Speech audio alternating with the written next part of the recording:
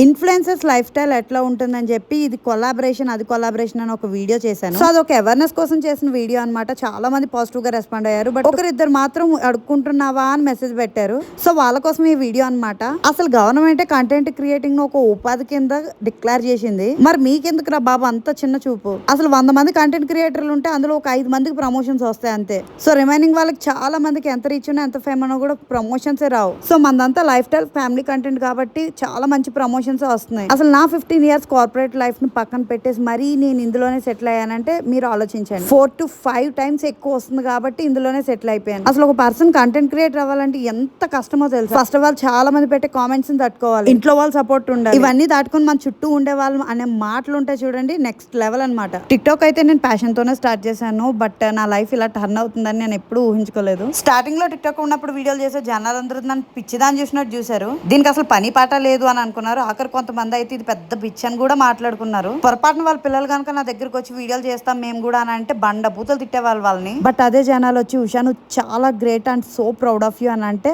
ఆ కిక్కే వేరు కదా. అప్పుడు వాళ్ళ పిల్లల్ని వీడియోలో చేయనివ్వలేదు. బట్ ఇప్పుడు మా పిల్లల్ని కూడా ఏదో ఒక వీడియోలో పెట్టుకో, వాళ్ళకు కూడా కొంచెం హెల్ప్ చేయు అని అడుగుతుంటే ఆ వచ్చే కిక్కే సక్సెస్.